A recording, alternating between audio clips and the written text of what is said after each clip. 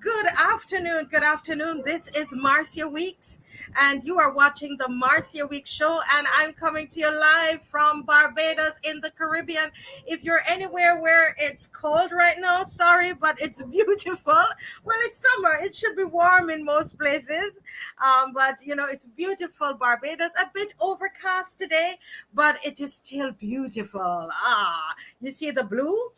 Because we're reflecting all of that from the sea that we have beaches all around, beautiful beaches. Barbados is in the Caribbean, beautiful Caribbean, one of those beautiful countries in the Caribbean. And today, listen, we are talking about the World Cup. One Love, the World Cup, and the One Love armband controversy. Have you heard about that? Yeah, that's what we are talking about, and it brings to mind the song, right? You know the Bob Marley song? One love, one heart. Let's come together and feel all right. Hey, one love. I tell you, listen, man, you all need to share this live. I'm singing today. One heart.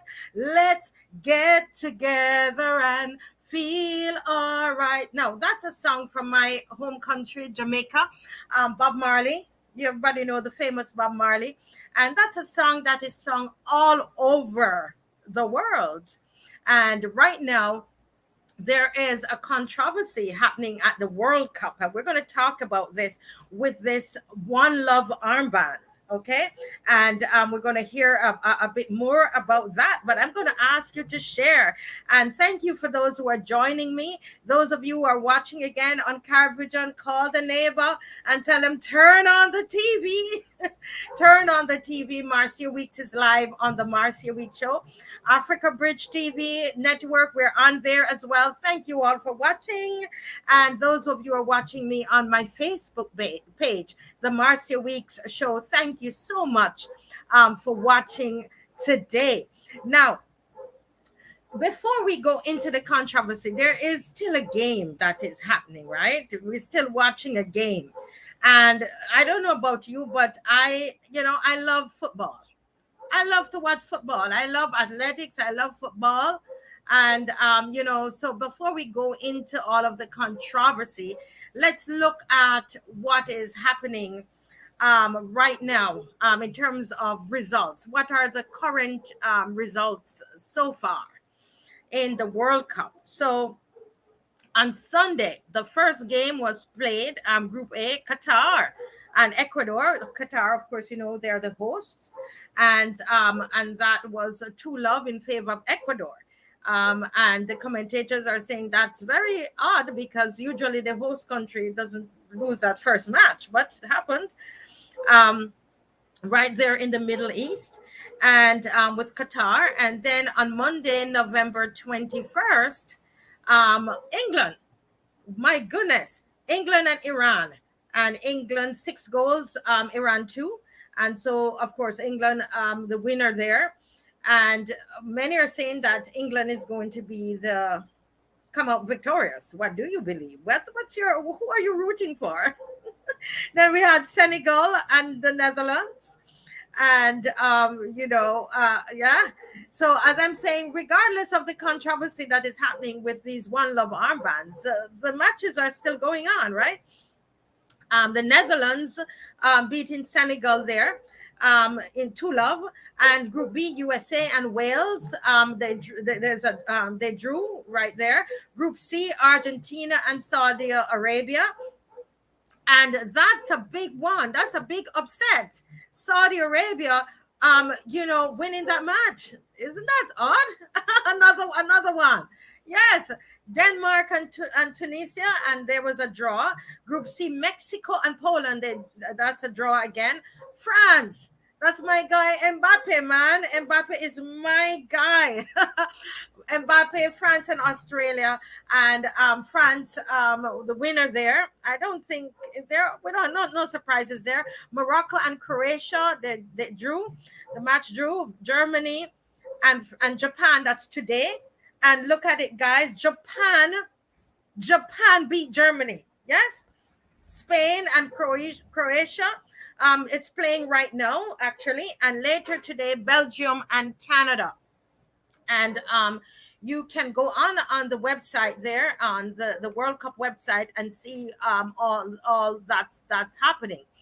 Um, but really and truly, what's happening right now that we want to talk about, we really want to talk about the controversy of this OneLove armband. And I want to talk to us about the the the, where did it originate, the whole idea. It is causing a stir in the Qatar World Cup, but where did it originate? And let's talk about it, because when did the One Love armband campaign begin? The One Love campaign was initiated by the Dutch Football Association at the start of the 2020 soccer season in a bid to express their support for unification of all people and to condemn all forms of discrimination. In September 2020, it was announced that 9 other nations, including Norway and Sweden and France, would adopt the campaign for various upcoming matches, including Qatar World Cup and next year's UEFA Nations League. The team captains agreed to wear the rainbow armband, which bears the words One Love on it and features the number one. If you look at it, you see the number one inside a heart. All right. Although it has no direct mention to any LGBTQ causes or discrimination, the rainbow flag is a globally recognized symbol of LGBTQ rights, right? In a 2020 statement, Netherlands captain Virgil van Dijk said, "This is an important message which suits the game of football." He said, "On the field, everybody is equal. And this should be the case in every place in society. With the One Love band, we express this message." Now, that is quite interesting. It's interesting that it started out as an armband that would be against all forms of discrimination.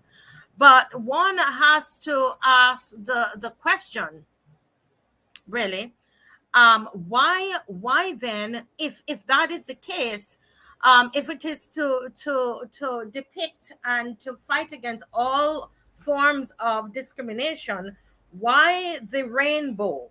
Why the rainbow colors? Everyone knows that that symbol has now being used by the LGBT community for years now. Before, that was a symbol that anybody sees on a rainbow. It's just a beautiful, it's in the sky, and some people say the rain is going to fall if they see a rainbow, right?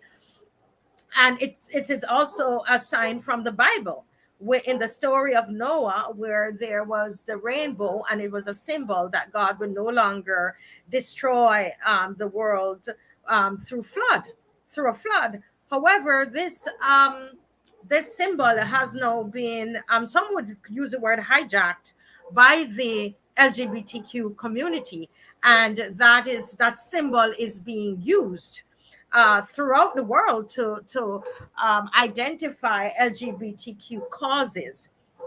Now, it's very interesting that in Qatar, it is said that there are lots of humanitarian rights issues. However, the one that is being highlighted by these bans is the LGBTQ issue, where it is illegal in Qatar for you to be homosexual. You could go to jail for it, which I believe it's in a lot of the other Caribbean islands. It's the same thing. So one would wonder, would that issue be the only issue that is singled out? And so these football players decided that is what they were going to wear this armband, because they were going to highlight the issue that homosexuals in Qatar could be locked up, could go to jail, people. Now, let me just say here that I, for one, I'm against all kinds of discrimination. I do not believe that gay gay people should be discriminated against. I believe that I am one who believes it's a matter of choice, and adults should be that's what they've chosen, and so I do not believe that they should be stoned and be treated in any inhumane way at all, and should be discriminated against. I just, in my core, I am totally against that. But but I'm wondering, if there were so many human rights issues in Qatar that they're speaking of, and that there have been so many human rights violations, why have you singled out one? And that's what I want to ask Europeans, because it started there, as we shared earlier. Why did you single out one, and why was that symbol used? Yes, there is an issue in Qatar with that, dealing with that, but why not the other issues? Let me just share a video with you with some of the other issues that are being spoken about in terms of Qatar, and you know some of the other issues where they're saying some of in terms of migrant workers, etc. So let's just look at something here from a little bit from BBC News. There are just days to go before the start of the World Cup in Qatar, but the build-up to the event has been blighted by safety concerns. Now, a BBC investigation has uncovered evidence that migrants working on infrastructure projects in the final months before the tournament have died or suffered abuse, despite assurances from the Qatari government that the situation would improve. Our South Asia correspondent, Rajini Vaidyanathan, sent this report. The district of Dhanusha is in Nepal's southeast, a remote and rural landscape. Here, almost everyone relies on agriculture to make a living. In the years since the World Cup was awarded to Qatar, hundreds of thousands of young men have left this district to find work there. Anil's uncle was one of those who went, but he recently died in a workplace accident in Qatar. Many Nepalese go to Qatar as laborers, even after studying things like computer science. There they are suffering. My uncle also went there as a laborer. If he had known this could have happened, he would never have gone. Bildu Mandal feels the same. 4 years ago, his son left for a job in Qatar, sending whatever he earned back to his family. Last month, they received a call from one of his friends in the Gulf. Sitesh had been killed underground while working on an infrastructure project, as Doha readies itself for the World Cup. We got a call from our family friend in Qatar who told us Sitesh had died while working. We haven't received any compensation. We just got the dead body and nothing else. We contacted the company Sitesh worked for, but they didn't respond. It's not just from here in Nepal. Across South Asia, hundreds of thousands of people have left for work in Qatar. World Cup infrastructure projects have created many more jobs for them to go to, but have also led to more stories of poor working conditions and lax safety measures. Qatar's government says its efforts have led to significant improvements in standards, and that it remains committed to the health, safety and dignity of everyone working on its projects. Satish Vilagasaram worked in Qatar in 2016 on a construction project linked to the World Cup, but within weeks he was badly injured in a workplace accident. Now he's unable to walk without a stick. He says he's yet to receive a single penny in compensation, but was concerned about safety from day one. We had to go up and down in the man lift. I feared I would fall down while working at such great heights, or even die. The project Satish was working on told us they can't comment on individual cases, but that any incident that happens on their site is fully investigated. But for many in South Asia who left for Qatar from these areas, the opportunities the run-up to the World Cup offered turned into tragedy instead.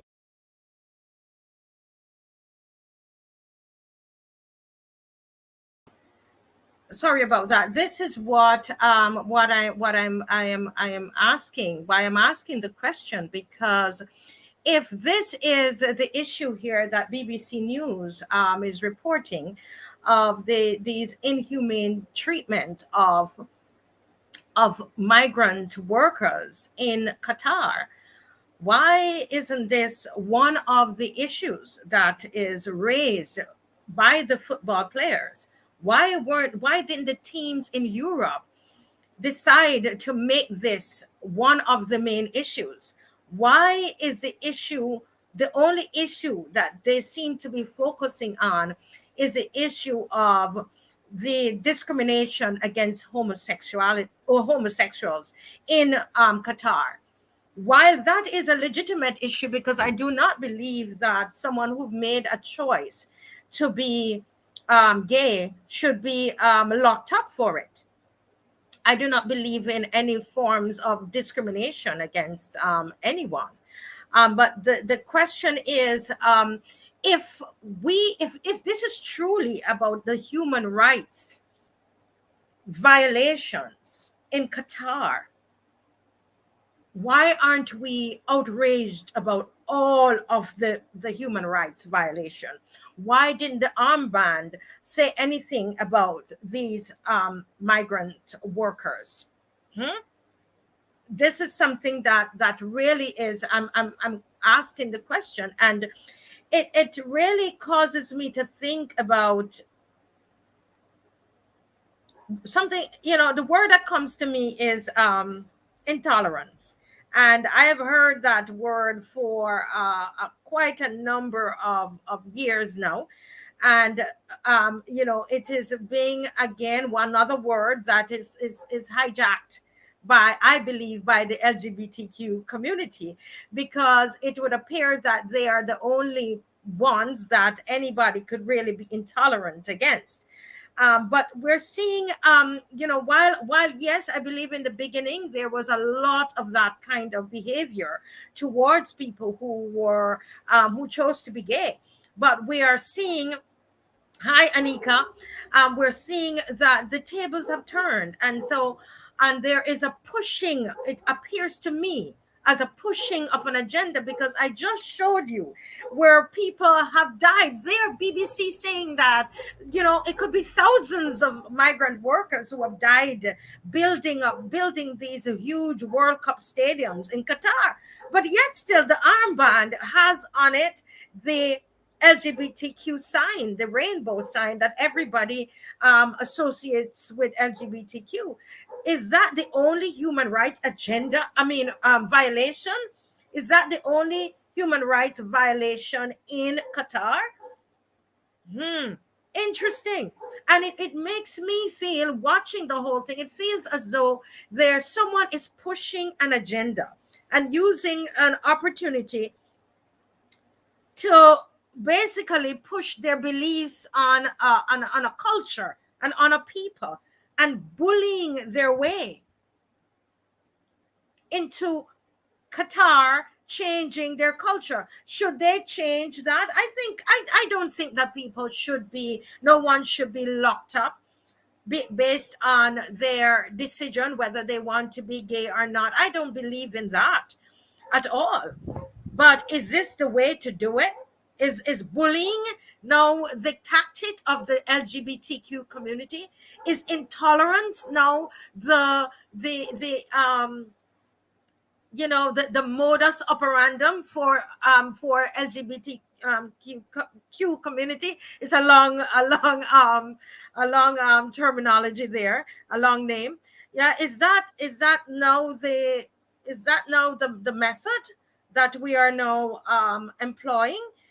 And we see where this is something that is being pushed culturally. So they have gone for, the laws. We're seeing in the Caribbean, where here in Barbados, in terms of the constitution, we're getting there's a change of our constitution is being changed, and one of the hot topics is, the inclusion of the term sexual orientation.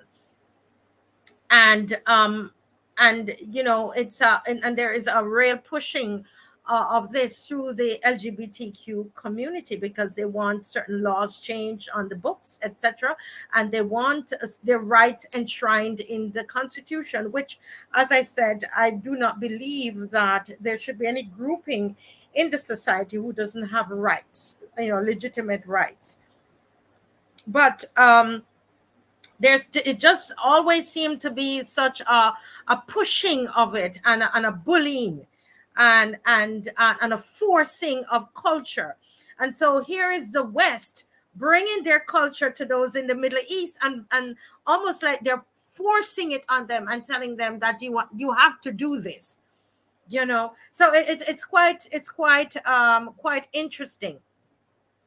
And it's not the first that this has occurred, but we're gonna just watch a couple videos and discuss some trends here that we see that is happening in the US. Let's look at what is happening. With Anika is saying, I would like to say something but might get report, and what I need to say going to hurt heads. Well, we can say what we have to say with love, because I personally don't believe in any that they should be discriminated against, Anika. I am just curious on why that is the only human rights violation that is being highlighted by the football players, those that are coming from Europe. Why? England and Wales and Germany and all of them. Why? It really is, you have to ask the question, really. I want to hear your thoughts on it. You can go ahead and and type your thoughts. Yes, go ahead and include your thoughts there online. Today we're talking about the controversy in Qatar. Yes, we're talking about the controversy at the Qatar World Cup, where there is that controversy about the armbands, the OneLove armbands. Okay, so let's just listen. Let's hear, please. It's going to keep going until they can silence everyone. Well, explain to us then, how is it that you let's go from the top of it, please, guys. My apologies.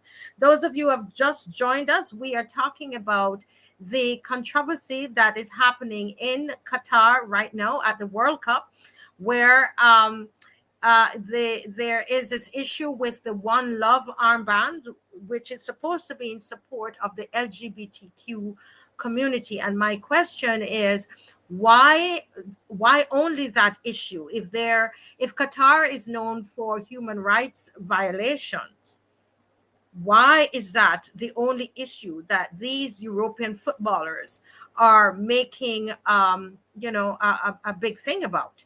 So let's just listen to what I believe is called the gay agenda, although they're saying it doesn't exist. But when you watch the media, when you watch movies and you look at what's happening on social media, and you look at anything really in culture, you see that there is a clear agenda that is happening. It's no longer something hidden. All right. So look at what is happening. And is this what they want to happen for Qatar? American popular culture is steadily being inundated with pro-LGBTQ messages. Marvel is pushing an on-screen same-sex kiss in a movie out next fall. HGTV has announced it plans to feature a throuple in its House Hunter series. That show will feature a married man and a woman who have 2 kids and are in a relationship with another woman who lives with them. And then there's AOC. The New York Congresswoman recently pledged allegiance to the drag on RuPaul's Drag Race All-Stars show. I'm Alexandria Ocasio-Cortez, and I pledge allegiance to the draft. Here to set us straight on these cultural influences from the LGBTQ community is George Cornel. Raised by a Southern Baptist minister, Mr. Cornel spent 25 years immersed in the homosexual lifestyle. He is author of the new book, From Queer to Christ, My Journey into the Light. So, George, tell us, why is this onslaught from the LGBTQ community occurring in our culture at this time? It seems they've gone from fighting for societal tolerance to indoctrination, demanding that our culture embrace a minority lifestyle. I think it's going to continue to get worse. I knew when they opened the floodgates, it's never going to be enough really until we look at the bigger picture of what the agenda is really about. And that is silencing Christians and all opposition to this agenda and anything that is pro-family, pro-Christian, pro-life, pro-America. It's just an agenda that's going to keep going until they can silence everyone. Well, explain to us then, how is it that you, raised by a Southern Baptist minister, a father, came to embrace a gay lifestyle? Well, my journey... Well, I don't know if you see what it is that I'm trying to say here, guys. That here it is, these people are in the East and they have their own culture, they have their own country, they're a sovereign nation. But we now have people in the West who are trying to tell them, this is how you need to live your life, this is what your culture should entail, right? Yeah. This is what your culture should entail, Anika, is what they're trying to tell these people. And as I said, there are many other issues, but they choose to single out that one for them to wear the armband and to create a controversy there. Is it that they're trying to penetrate their culture, to change their culture? And, where they've moved from, fighting for rights to the point now where they've moved that into, listen, everybody must be the same way, right? And we are pushing this kind of silencing of all opposition, whether regardless of what the country is. And we saw that, with Kenya, with President Obama when he went to Kenya, and the Kenyans love him because his father was from Kenya, and he went to Kenya, and again we saw where there was that attempt on pushing the Western culture, pushing it into Africa. Why is it that we can't allow people, to choose what it is that they want to believe? What's this forcing of this agenda and the silencing of all opposition, that we must all bow? And this is what I believe that is happening in Qatar. Do I believe that homosexuals should be jailed in Qatar? No. But is this the way to deal with it? Where is the place for education and teaching and all of that? It took some time for America to get where it is, where they've now set laws on their books and so on, so there's no discrimination. But why are you bullying Qatar? Why is Qatar being bullied? And why are these footballers not highlighting the other atrocities that are happening in Qatar? Why is this one taking precedence over all the other human rights violation? Let's look at the Obama and the Kenyan president, right? And their clash over gay rights. This is Obama when he was president, okay? So let's just watch this a little, please. At the history of countries around the world, when you start treating people differently, not because of any harm they're doing anybody, but because they're different, that's the path whereby freedoms begin to erode. And bad things happen. And when a government gets in the habit of treating people differently, those habits can spread. If somebody is a law-abiding citizen who is going about their business and working in a job and obeying the traffic signs and doing all the other things that good citizens are supposed to do, and not harming anybody, the idea that they are going to be treated differently or abused because of who they love is wrong. Full stop. Just like President Obama, I think we also need to be able to speak frankly about some of these things. And the fact of the matter is that Kenya and the United States, we share so many values. Our common love for democracy, entrepreneurship, value for families. These are things that we share. But there are some things that we must admit we don't share. Our culture, our societies don't accept. It's very difficult for us to be able to impose on people that which they themselves do not accept. This is why I repeatedly say that for Kenyans today, the issue of gay rights is really a non-issue. We want to focus on other areas that are day-to-day living for our people. The health issues that we have discussed with President Obama, these are critical. Issues of ensuring inclusivity and of women, a huge section of society that is normally left out of the mainstream of economic development. What we can do in terms of infrastructure, what we can do in terms of education, in terms of our roads, in terms of giving our people power, encouraging entrepreneurship. These are the key focuses. Maybe once, like you have, overcome some of these challenges, we can begin to look at new ones.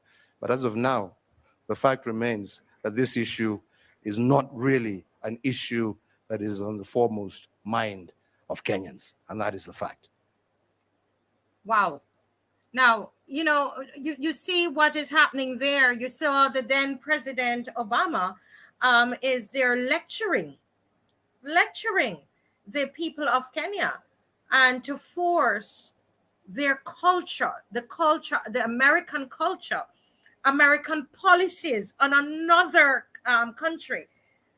With the president sitting there, no respect for the people's culture, for Kenyans, the culture, the Kenyans' culture, their society, what they believe, their belief system, how they live their lives. And I was so happy when this happened years ago, and it's a favorite video of mine because I love the fact that here it is that President Kenyatta was able to step to that mic and let him know, no. That's not a focus of ours. There's so many other things that we need to focus on.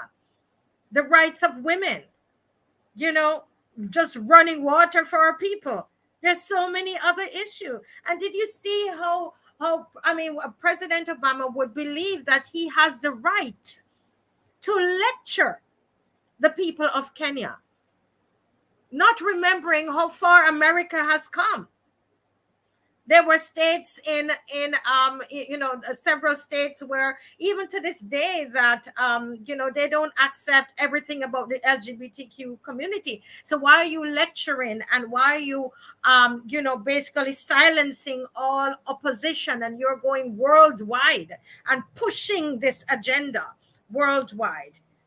Everywhere President Obama went, he was pushing this agenda. And I believe this is what is happening in Qatar at the moment. This is what is happening in Qatar. The LGBTQ community, they are hijacking this World Cup.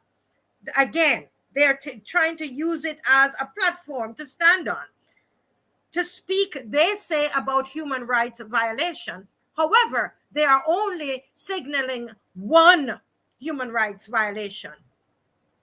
One that has to do with their rights. Not the other rights about women's issues, not the other rights about the immigrant workers who BBC claimed as how many thousands have died.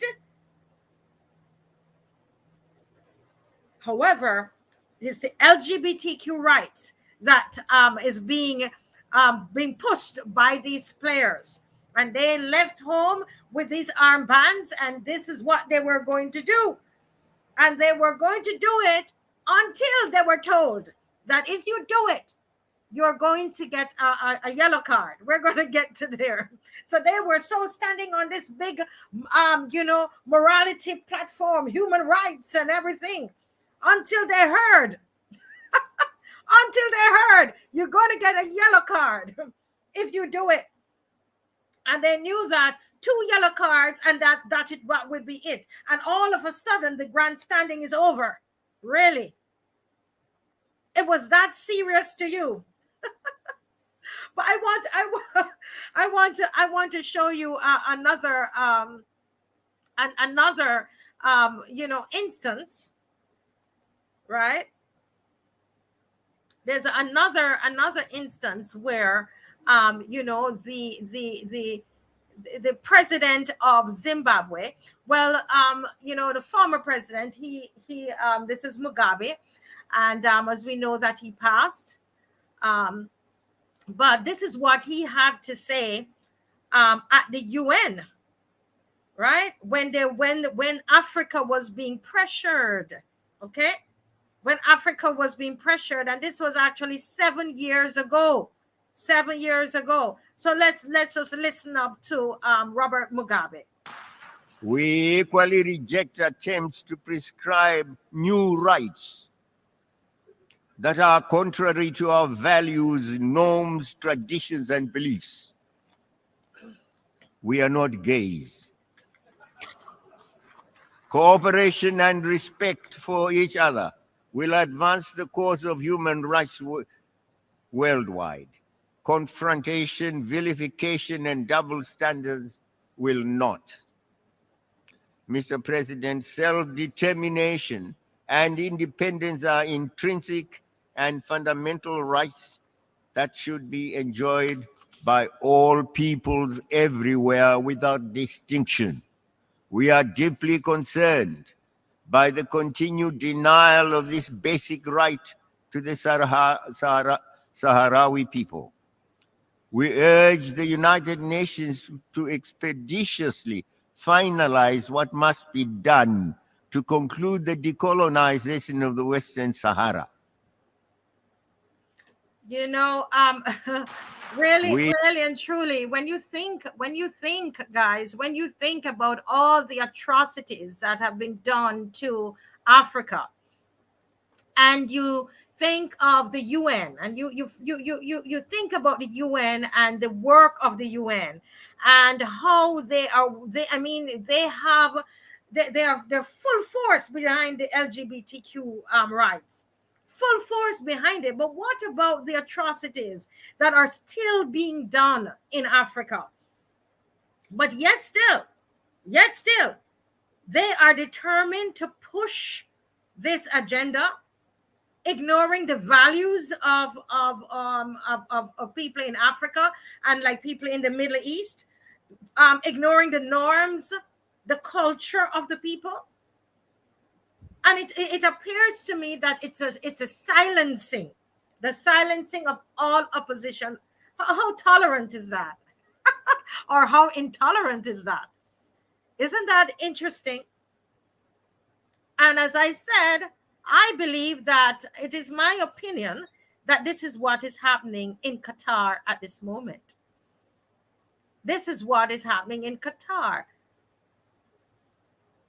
An ignoring of Qatar's values, their culture, their traditions, their society, how they live their lives. Yes. And the FIFA president rightly said that rightly said that here it is that Europe is lecturing people. Europe is lecturing other countries on how they are to live their lives and what is right and on what is wrong. Yeah. and ignoring the atrocities that they have committed all over the world, right? And let me play that for you, because it's interesting. It's a big part of the discussion, I believe. I think this is important. Out at criticism towards the host, Qatar. He accused Western critics of Qatar's records on the treatment of migrant workers of hypocrisy. Football's governing body has come under fire for taking the World Cup to Qatar because of the country's human rights record. Mr. Infantino said he had difficulty understanding criticism of the tournament. I'm proud to have this FIFA sign on my jacket.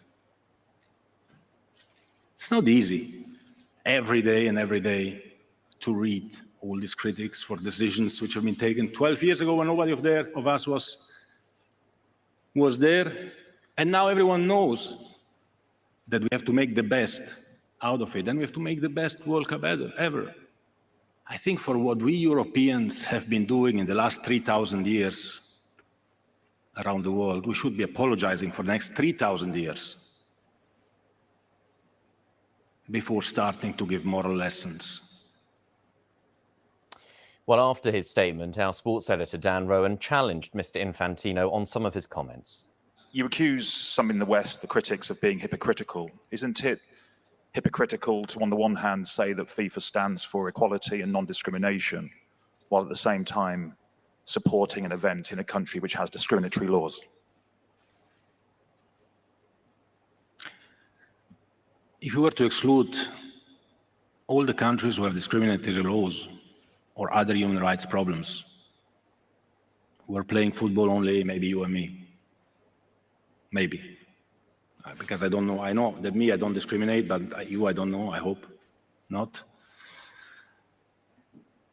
So I think it is real to bring, that football brings people together and unites the world. I think we have to do that. And I think we have to welcome everybody in Qatar. Gay people are welcome in Qatar. And we need to engage. We don't need to provoke, we need to engage. We need to discuss how many gay people were prosecuted in Europe. Sorry. It was a process. We went through a process. We seem to forget.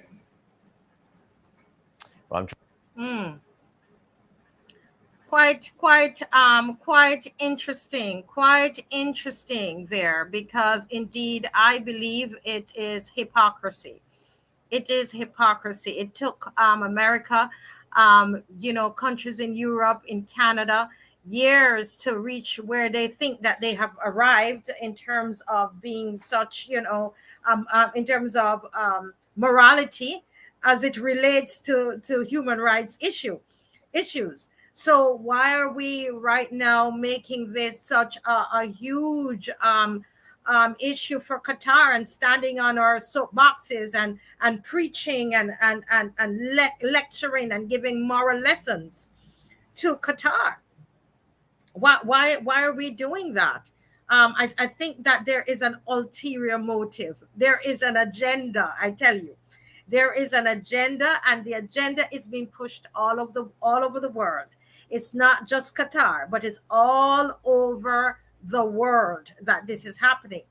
That there is that a gay agenda, and the gay agenda is that what they're fighting for rights, which is important, but they are also pushing an intolerant view where they will silence all opposition as it relates to their decision, their choices, and how they want to live their lives.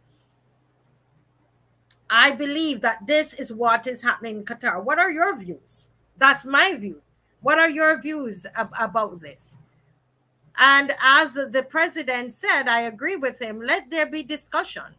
Let there be, let there be some kind of discussion about it, education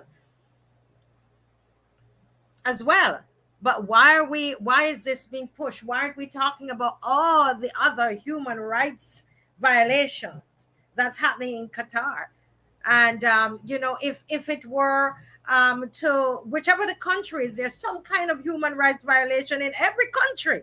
because nobody is nobody, there's no country that is perfect. No country that can stand and say that they're morally right in every single thing. Why is this issue being singled out? I want somebody to tell me. I want someone to tell me. Yeah.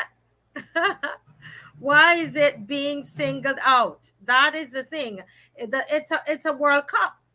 The World Cup is happening. It's football. Why not let the people play the football? We could have, you want to protest, the protest could have happened before.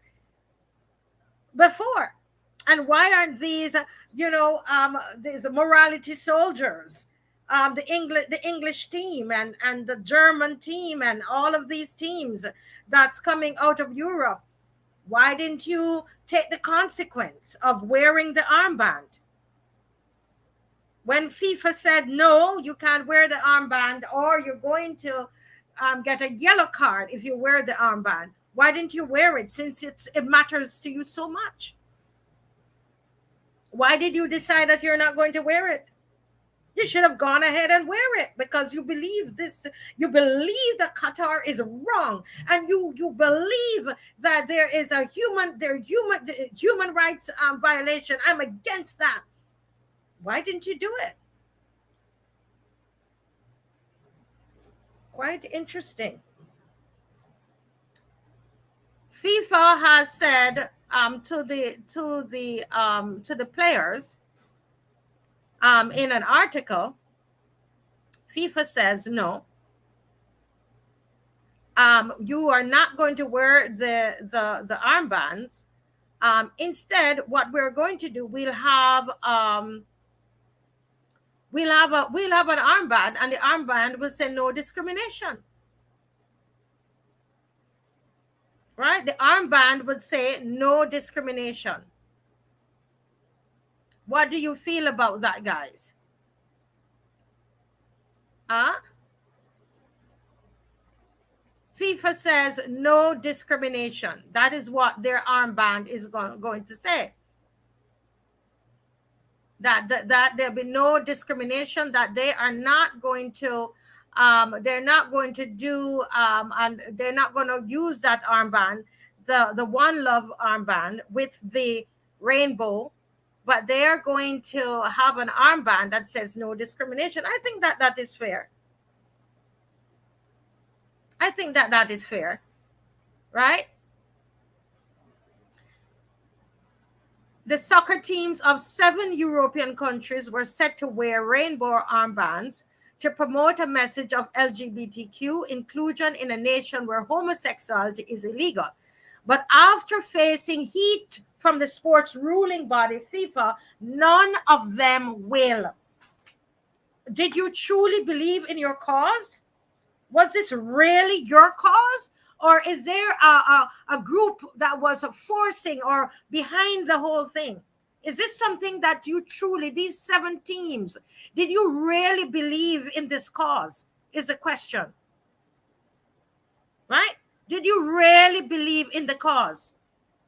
In a statement on Monday, England's soccer governing body, the Football Association, and its Welsh equivalent joined the Netherlands, Switzerland, Germany, Denmark, and Belgium to confirm that threats of sporting sanctions from FIFA left them no choice but to abandon the OneLove campaign gesture they announced in September. The question is, if you really believe that these human rights violations are against your conscience, why did you even board the plane to go to Qatar? Why did you even decide to do that? Or is there another body that is influencing your decision? Is it truly your decision? Is it truly your decision to take a stand against what what Qatar is doing to homosexuals there in their country, where homosexuality is illegal? Is it truly your decision, or is there another force, another group that is pushing that agenda? How come you abandoned the idea so quickly? You could have probably taken a yellow card in the first game. okay, and decide, okay, we will do it for one, and then we won't do the second one. Interesting. Isn't that interesting? Did it really matter to you? Don't matter, or football is more important to you as a football player than this morality issue, this human rights violation, I'm sorry, that you're talking about.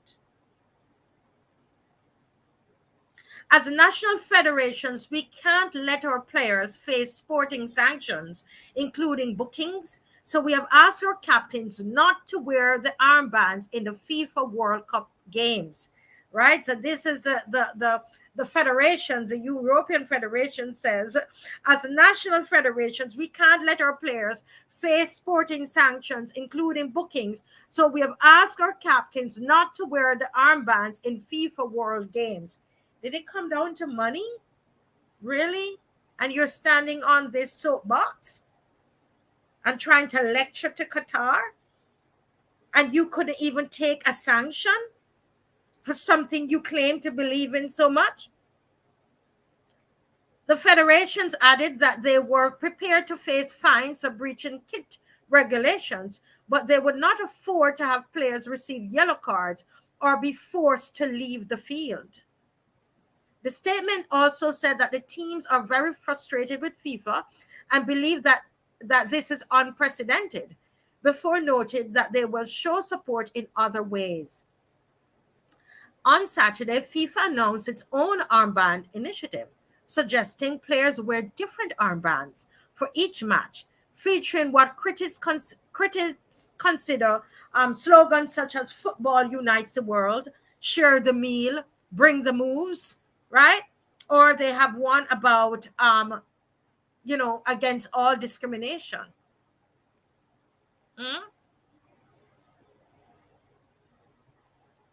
So they have basically abandoned this idea that they went to, they boarded a plane and they were so against the whole thing.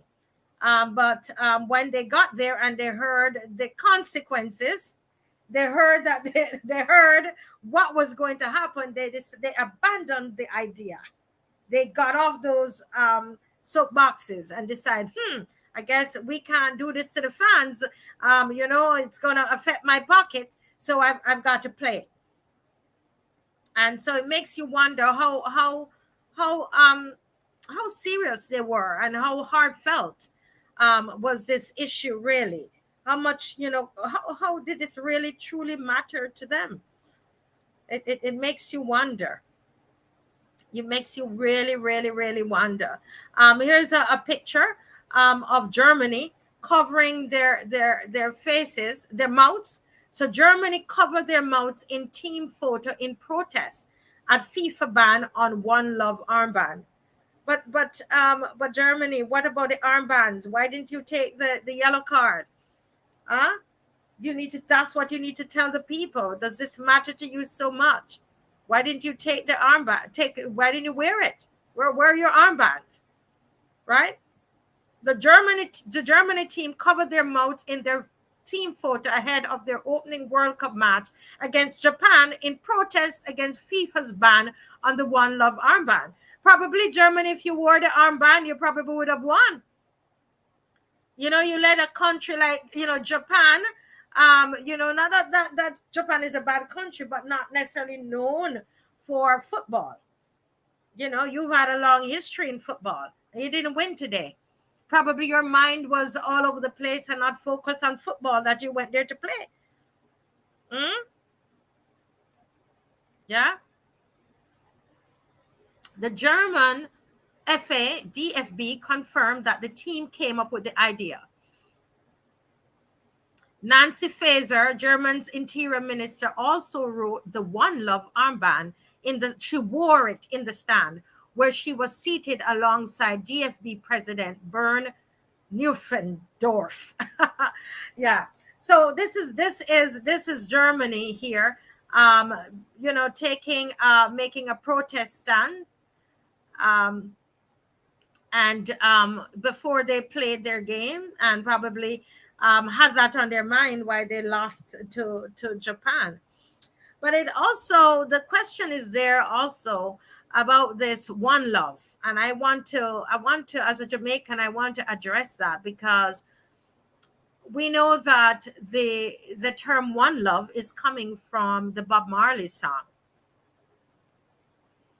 And we have seen in the past where the LGBTQ community have, I would use the term, hijacked certain phrases and symbols, namely one, the rainbow, which is part of the armband, that has been hijacked.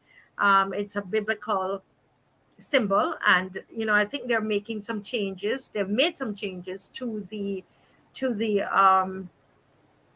symbol, to the rainbow symbol. But by and large, once you say rainbow, or you see it, you associate it with the LGBTQ community. They have taken words like gay. Gay no longer means happy and light. It's assigned to that group. In the word tolerance, assigned to that group. There was a time when you use the word bullying, they almost that they took that as well. So the question, I believe that there's some Jamaicans asking every time that we sing the song OneLove, is it going to now be associated with this campaign, with the LGBTQ rights campaign? And so I think it's a fair question that should be asked. While I believe, as I said, I do not believe that homosexuals should be criminalized. I do not believe that at all. I do not believe in discrimination. But I also don't believe in bullying on either side. I do not believe in intolerance on either side. I do not believe that we should shut down the voices of opposition. Remember, if you've made a choice, this is how you choose to live your life. Why should that be forced on others?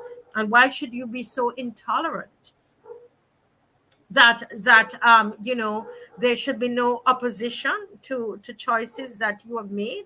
I believe you need that all groups, you should have your rights. Why should you not have rights? You're human beings. You're human beings, but should that be forced? As you saw, President Obama was doing that to Kenya and to place other places outside of America. And now we're seeing that is being done to Qatar in the Middle East. Is that fair? Should the process occur? Should we allow process to occur in these countries as it did in America and did in England and did in Germany and in Wales and in other parts of the world? Or should we be forcing people to change their culture, to change their norms, to change their values? What about the sovereignty of nations to hold dear their own culture? What is it that we're doing? What about the other atrocities that are happening in various countries? Is this the only human rights violation in the entire world? What about, are we forgotten about women's rights and women's issues that we used to fight for? In fact, what's happening in this type of culture is that we can't even define a woman again. We can no longer even define who a woman is. And so these are the questions that I'm asking today, really, as we sign off. As we sign off this program, as I'm asking, what about the other human rights violations in Qatar?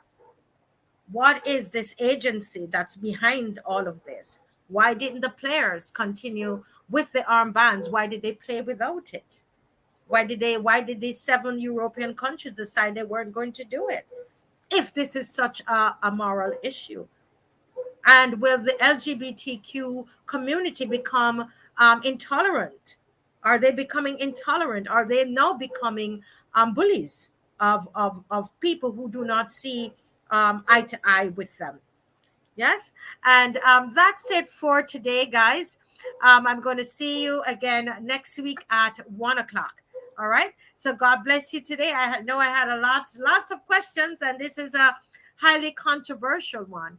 But let's continue to make sure that we do not discriminate against people because of their choices, and to make sure that we hold the rights of people dear to our hearts and in our constitutions, etc. And there shouldn't be any kind of human rights violation anywhere in any place. However, I believe that there is a process. All right. Enjoy the World Cup. And sorry, we don't have anybody in the Caribbean. We don't have anybody, no countries in the World Cup. What's happening, Caribbean? We got to do something about that. God bless you all, and have a wonderful, wonderful afternoon. Enjoy the football.